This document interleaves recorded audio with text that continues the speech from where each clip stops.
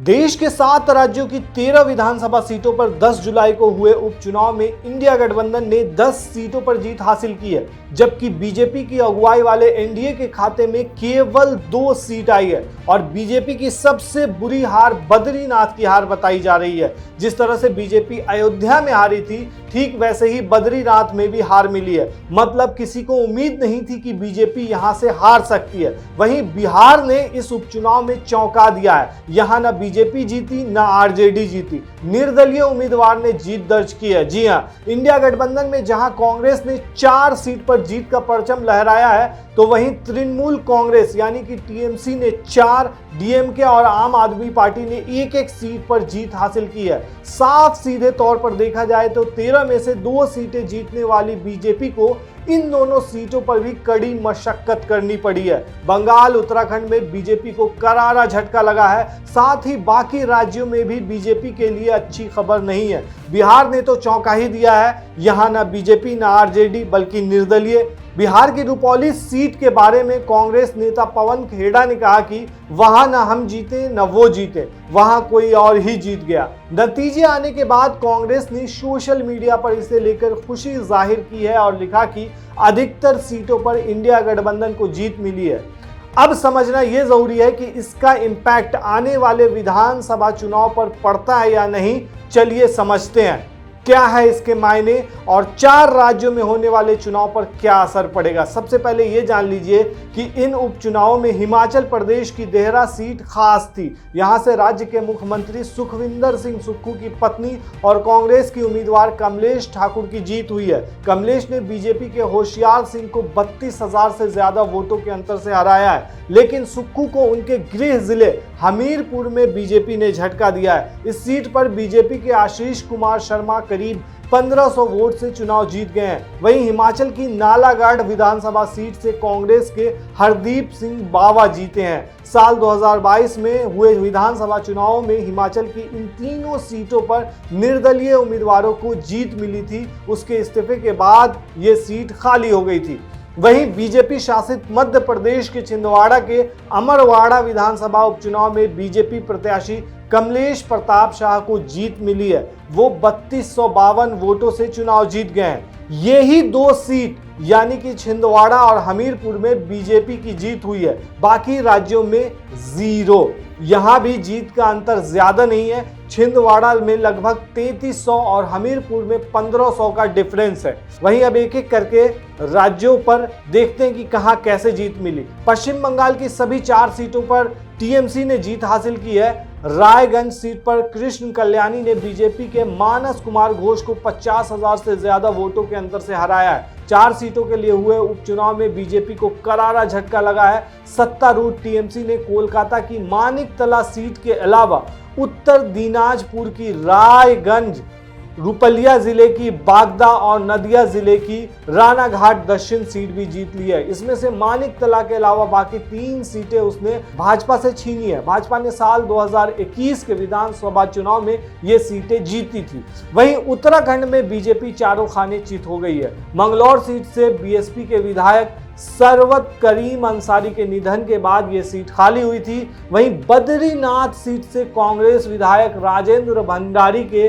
BJP में शामिल होने के बाद ये सीट खाली हुई थी। बद्रीनाथ से कांग्रेस के लखपत सिंह बुटोला ने चुनाव जीत लिया है। मंगलौर सीट पर कांग्रेस के काजी मोहम्मद निजामुद्दीन ने चुनाव जीत लिया है। इस सीट पर उन्होंने बीजेपी के करतार सिंह भड़ाना को हराया है। पंजाब की बात करें तो पंजाब में आम आदमी पार्टी ने बाजी मारी है। जालंधर पश्चिम की सीट पर आम आदमी पार्टी के मोहिंदर भगत ने बीजेपी के शीतल अंगुरल को 37,000 से ज्यादा वोटों के अंतर से हराया है। वहीं तमिलनाडु की विकड़ावंडी सीट डीएमके के अनियूर शिवा ने 1,24,000 मतों से जीत की है। वहीं बिहार में तो गजब ही हो गया। यहाँ की जो रुपौली सीट थी वहां से न ही आरजेडी और न ही जेडीयू के उम्मीदवार जीते हैं। जिस तरीके से देखा जा रहा था, बीमा भारती को यहां आरजेडी ने उतारा था और माना जा रहा था कि उनकी जीत हो सकती है, क्योंकि खास बात यह थी कि वो लोकसभा चुनाव में पप्पू यादव के अगेंस्ट में चुनाव लड़ी थी। लेकिन पप्पू यादव निर्दलीय चुनाव लड़कर जीत गए थे और बीमा भारती को करारी शिकस्त मिली थी। लेकिन इस बार पप्पू यादव खुद चल करके आए थे और खुद उन्होंने बीमा भारती के लिए वोट मांगा था, ऐसा बताया जा रहा है। लेकिन फिर भी यहां से निर्दलीय उम्मीदवार की जीत हुई है। अब जो सबसे बड़ा सवाल उठता है कि इस उपचुनाव में जहां 13 सीट पर 7 राज्यों में चुनाव हुए और 10 सीटों पर इंडिया गठबंधन जीती और महज 2 सीट पर बीजेपी सिमट कर रह गई है, इसके क्या मायने हैं? आने वाले दिनों में जिस तरीके से महाराष्ट्र में, हरियाणा में, झारखंड में और जम्मू कश्मीर में भी चुनाव होने जा रहे हैं, तो ऐसे में इसका क्या इम्पैक्ट पड़ सकता है इन राज्यों पर? साफ सीधे तौर पर देखा जाए तो जिस तरीके से बद्रीनाथ में बीजेपी की हार हुई है वो अपने आप में बहुत ज्यादा मायने रखती है, ऐसा माना जा रहा है। वहीं सबसे अहम यह है कि इस चुनाव का यानी कि उपचुनाव जो हुए हैं जिसमें 13 सीट पर 7 राज्यों में चुनाव हुए और इसमें से 10 सीट पर इंडिया गठबंधन जीती है और महज 2 सीट पर बीजेपी की जीत हुई है और सबसे करारी हार जो बताई जा रही है वो बद्रीनाथ की बताई जा रही है। तो ऐसे में इसका अभी जो विधानसभा चुनाव होने वाले हैं, चाहे वो महाराष्ट्र का चुनाव हो या फिर झारखंड का चुनाव हो या फिर हरियाणा का चुनाव हो, इस पर क्या असर पड़ेगा? वहीं इसके बाद अगले साल बिहार और दिल्ली में भी विधानसभा चुनाव होने हैं। इसको इस तरीके से भी देखा जा रहा है कि जिस तरीके से बीजेपी ने चुनाव से ठीक पहले 400 पार का नारा दिया था, लेकिन जब रिजल्ट आए तो वो चौंकाने वाले थे। चौंकाने वाले इसलिए थे क्योंकि जो बीजेपी 2019 के लोकसभा चुनाव में पीएम मोदी के चेहरे पर लड़ी थी और 303 सीटें अकेले लेकर के आई थी, वहीं इस बार 303 सीटें एनडीए गठबंधन को भी नहीं आया है, बल्कि बीजेपी 240 पर और एनडीए जो है वो 300 के अंदर ही सिमट कर रह गई है। और सबसे जो बुरी हार जो बीजेपी की मानी जा रही है इस बार यानी कि 2024 के लोकसभा इलेक्शन में, वो थी फैजाबाद सीट यानी कि उत्तर प्रदेश के अयोध्या सीट को लेकर के।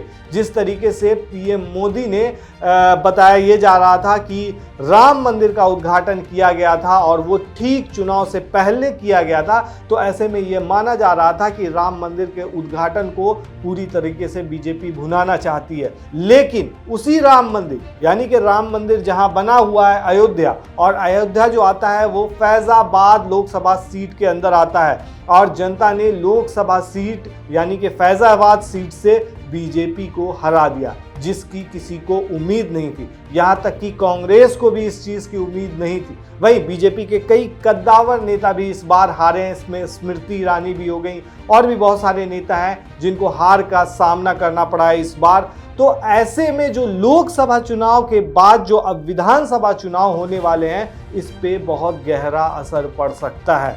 महाराष्ट्र में जिस तरीके से शरद पवार मास्टर स्ट्रोक चल रहे हैं अपना और एक पर एक हथकंडे अपना रहे हैं, तो ऐसे में महाराष्ट्र का भी चुनाव काफ़ी अहम माना जा रहा है। वहीं हेमंत सोरेन जो झारखंड के सीएम हैं, दोबारा सीएम की गद्दी पर बैठ गए हैं, अभी जेल से आए हैं, तो उनको भी कुछ सहानुभूति वोट है और यहाँ बहुत ही जेजेएम हैं और जो भी मतलब पार्टियां हैं, पिछले बार के चुनाव को अगर देखें तो इन लोगों ने अच्छा प्रदर्शन किया था। एक तरह से जेजेएम हो गए और कांग्रेस हो गई, ये सब यहाँ चुनाव मिलकर लड़े थे और अच्छा प्रदर्शन किया था और सरकार बनाई थी अपनी। तो ऐसे में इसका असर पड़ सकता है और झारखंड में फिर से जेजेएम और यानी कि इंडिया गठबंधन की सरकार बन सकती है। वहीं हरियाणा की अगर बात करें तो हरियाणा में इस बार ही बड़ा उलटफेर हुआ है और उलटफेर ये हुआ है कि इस बार इंडिया गठबंधन को 5 लोकसभा सीटें